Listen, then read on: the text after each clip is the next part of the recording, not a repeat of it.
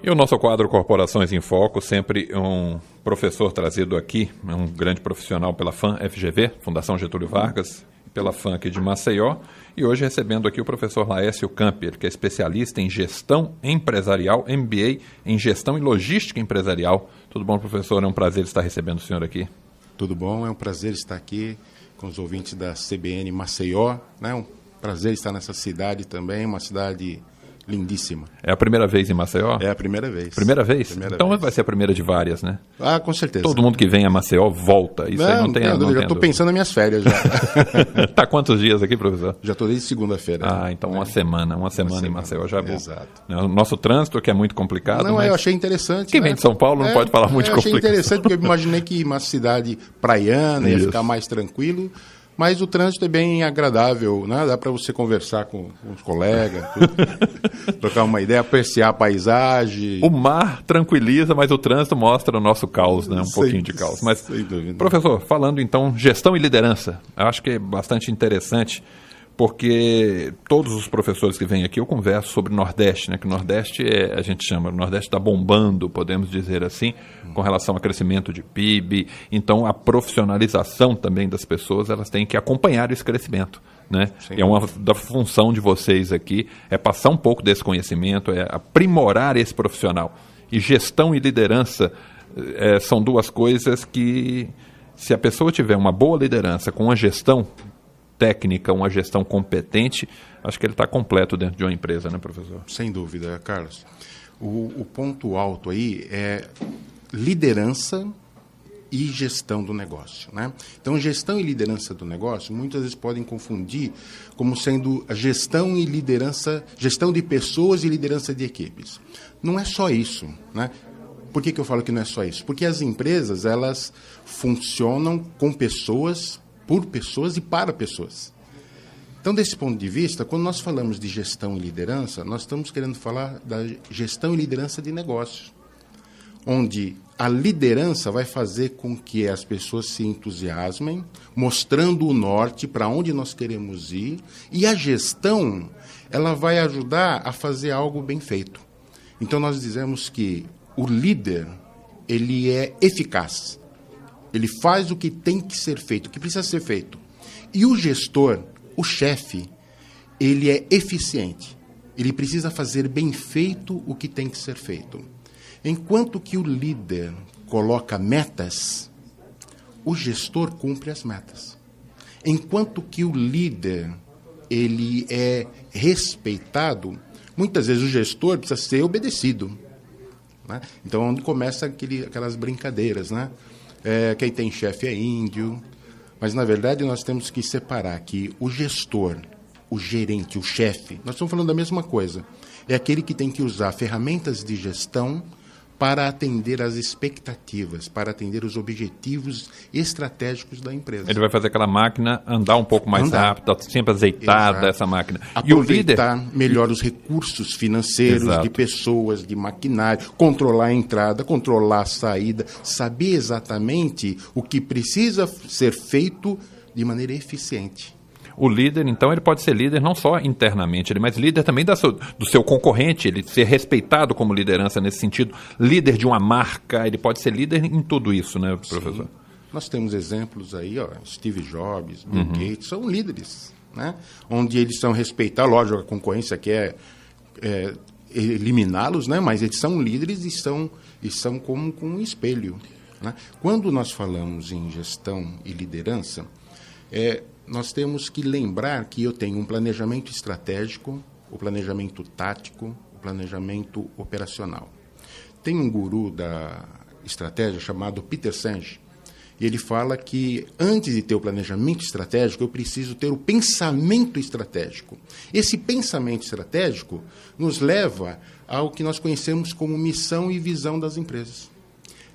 Carlos, às vezes é comum você olhar em alguns sites a missão muito parecida uma empresa com a outra. Ora, mas a missão por que a empresa existe? Qual é o objetivo da empresa?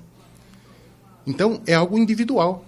Se nós perguntarmos para cada um aqui o que é visão, o que é missão, qual a sua missão, cada um vai ter a sua. E as empresas também. Se não mudar um segmento, a missão não mudaria. Mas a visão é como é que eu quero ser visto no mercado? Como que eu quero ser visto pelo meu concorrente, pelo meu consumidor? Como que eu quero ser visto hoje, daqui a 2 anos, daqui a 5 anos? Essa visão, ela muda, porque ela depende também não só do mercado, mas como os cenários que nos cercam. E a estratégia, de uma maneira geral. Agora, a questão do gestor e do líder, professor.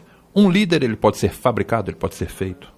Um gestor, talvez, porque técnicas de gestão podem ser colocadas ali, ele tem que ter o talento. Para tudo tem que se ter um talento nato, mas você pode colocar mais técnicas na gestão do que na liderança. A liderança, eu acho que ela é mais nata, talvez, não sei.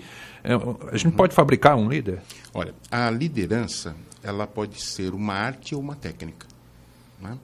Uma arte é quando a pessoa, aquele líder nato, né? Desde pequenininho ele já é líder. Nós temos vários exemplos no Brasil de pessoas que não fizeram algo acadêmico e são líderes, né?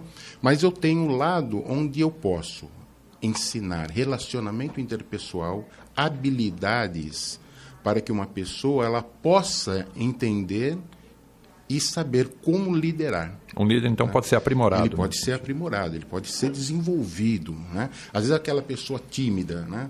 Talvez ela vai ter uma dificuldade devido à sua timidez em se expressar em público, em se expressar diante de um grupo, que é uma característica própria de um líder, né? Mas, no entanto, se ela se desenvolver nessa parte da timidez, na oratória, poxa, ela tem muito a contribuir. E, de certa forma, o gestor, o chefe, né? Nós temos ferramentas de gestão. Tem um livro que eu até gostaria de recomendar, que chama 40 mais 10 ferramentas para o gerenciamento. Poxa, por que 40 mais 10? Porque ele começou com 40. Daí o autor descobriu 8, depois veio mais 2, então ficou 40 mais 10. É um livro que traz 50 técnicas ou ferramentas para a gestão, que pode facilmente ser aplicado, né? Entre outros, né? Outros livros, né? O próprio autor Peter Drucker, ele traz muitos conceitos de gestão que pode ser transformado aí como ferramentas de gestão.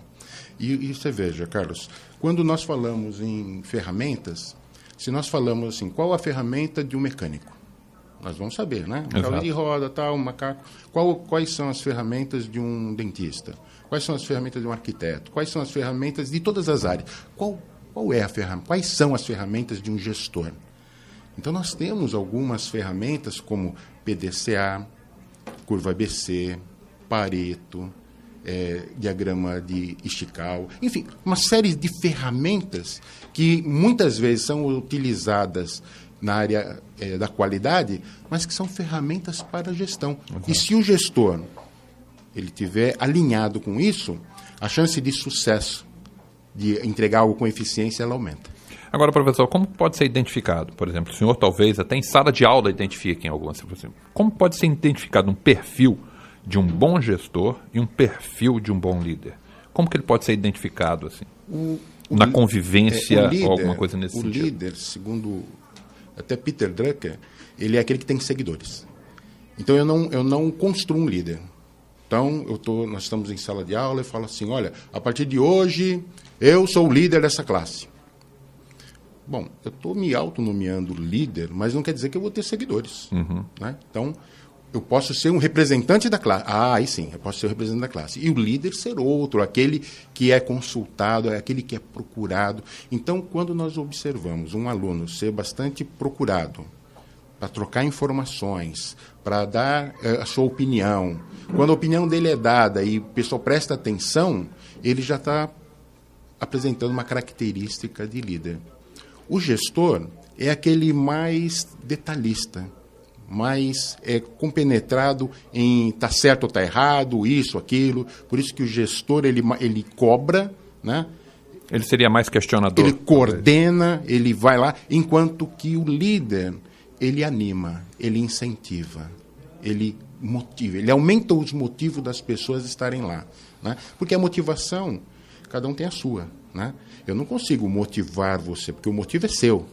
Mas eu consigo, por exemplo, em aula, dar uma excelente aula onde os alunos que já tinham motivo continuem tendo esse motivo. E na gestão de projetos, o papel desses dois aí nessa gestão de projetos, que a gente pode entrar agora nesse outro ponto, que é um ponto importante, né? O papel do gestor e o papel do líder nessa gestão. Olha, Carlos, isso aí é bastante interessante. O conceito que o mercado procura não é só do líder nem do gestor, é do líder gestor. A figura de um gerente de projetos, ela chega muito próxima desse líder gestor. Por quê? Porque o gerente de projetos é aquele que vai pegar algo a ser feito e vai desenvolver do início ao fim a sua execução, a sua gestão. Então, ele vai passar, por exemplo, por processos que nós chamamos de iniciação, planejamento, execução, monitoração e controle e encerramento. Em gestão de projetos, nós temos que o patrocinador do projeto, a pessoa que vai com a grana ali, nós chamamos ele de sponsor. E o sponsor, que é o patrocinador, o homem da grana,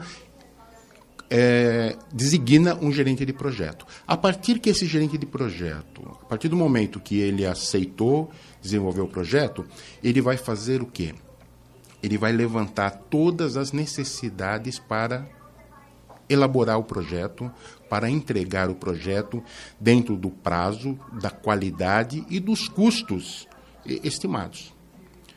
Temos também, em gestão de projetos, algo que o PMI, o Project Manager Institute, colocou na sua 5ª versão do PMBOK Guide, que é um manual de boas práticas, vamos assim dizer.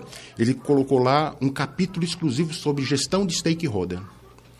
Quem são os stakeholders? Stakeholders são todos aqueles envolvidos direta ou indiretamente no projeto, beneficiado ou prejudicado por ele.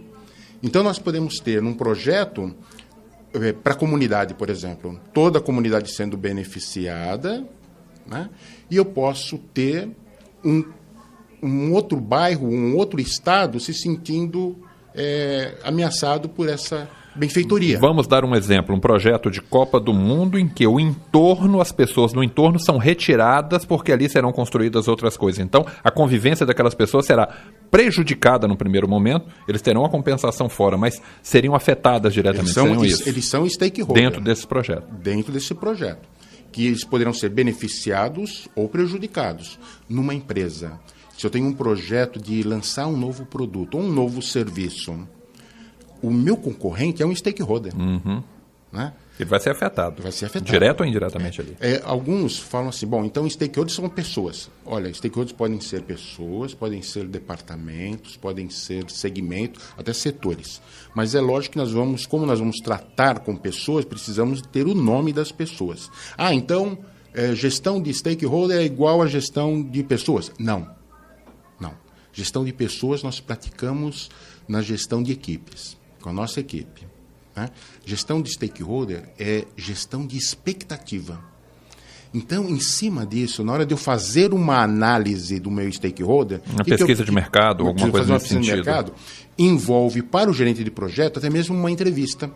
Identifica os stakeholders através de contatos, né? Saber quem é. Vamos supor que você é o do homem da grana, o sponsor, que vai me contratar. Eu pergunto, Sr. Carlos, quais são as pessoas que o senhor gostaria que eu informasse ou que estão envolvidas com o projeto? Você já vai me falando. Nisso eu vou preparar uma entrevista com eles. Qual é a sua expectativa? Dentro dessa entrevista, eu já vou avaliar se essa pessoa ela tem poder, influência e interesse. O perfil dessa pessoa. O perfil profissional ou não, né? Ou relacionado ao projeto. Ao projeto, né? Diretamente. Ou se ela é a favor ou contra. Se ela tem poder de veto ou não ali. Se ela tem poder, ela nem negocia, né? Quem tem poder não negocia, né? Manda e acabou. Exatamente. Mas tem aquela que influencia quem tem. Então eu preciso identificar essas pessoas para quê? Para que eu possa fazer uma boa gestão da minha comunicação com ela. E isso garante que o seu projeto, só esse trabalho não vai garantir sucesso no seu projeto, mas a chance de sucesso, ela aumenta. Professor, infelizmente nosso tempo está acabando, né? eu gostaria de agradecer pela aula, né, dada aqui. Foi um prazer estar aqui. E foi um prazer também conversar com o senhor aqui. E volte outras vezes a Maceió, tá certo, professor? Sem dúvida. Obrigado pelo convite e fico bastante feliz aqui estar aqui na CBN Maceió. Eu conversei com o professor Laércio Campi, ele que é especialista em gestão empresarial, MBA em gestão e logística empresarial. Está aqui ministrando aulas na FAM-FGV. Muito obrigado pela sua participação. Foi o nosso Corporações em Foco de hoje.